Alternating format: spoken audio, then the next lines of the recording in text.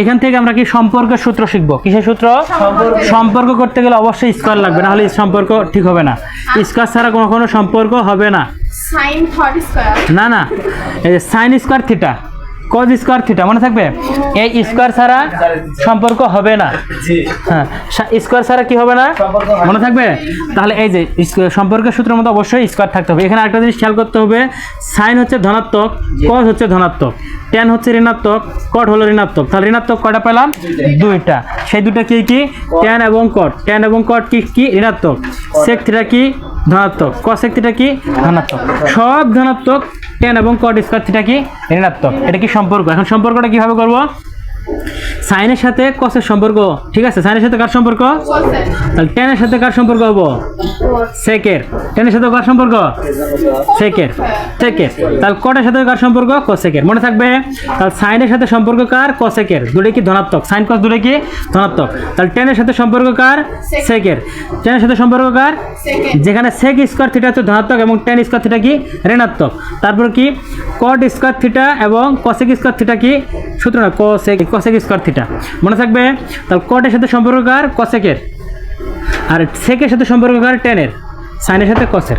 আমি আবার রিপিট করতেছি, সাইন এবং কসের সম্পর্ক, ট্যান এবং সেকের সম্পর্ক এবং কট এবং কসেকের সম্পর্ক, এই দুটো হচ্ছে বেজুর, নিজের জোড়ার সাথে সম্পর্ক করে নেই।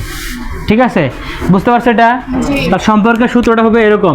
প্রথম সূত্র, তিনটা সূত্র শেখাবো, তিনটা দিয়ে 15টা সূত্র বানাবো, একটাতে 5টা করে, একটাতে কয়টা করে। এবারে খেয়াল করো, সাইন স্কয়ার থিটা না, তাহলে আমরা এখানে লিখবো কি? সাইন স্কয়ার থিটার সাথে কার সম্পর্ক? Cause square theta.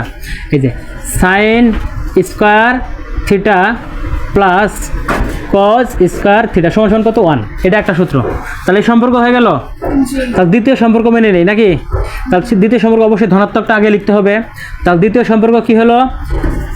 সেক স্কয়ার থিটা মাইনাস, মাইনাস না, টেনের সামনে মাইনাস আছে না, আর সেকের সাথে প্লাস আছে, তাহলে sec square theta minus tan square theta হয়েছে সমান কত? 1। আরেকটা সম্পর্ক হয়ে গেল।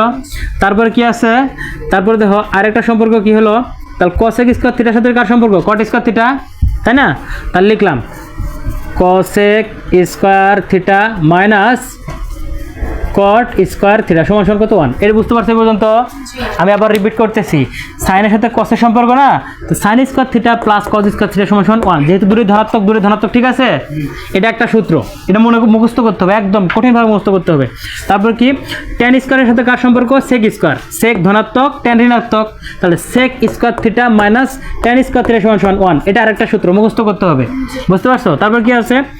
কসেক স্কয়ার থিটার সাথে সম্পর্ক কার? Cot square theta. তাহলে কসেক স্কয়ার ধনাত্মক আগে লিখছি, কট স্কয়ার ঋণাত্মক লিখছি, তাহলে কি হলো? কসেক স্কয়ার থিটা মাইনাস কট স্কয়ার থিটা সমান 1। তিনটা সূত্র একদম মুখস্থ করতে হবে।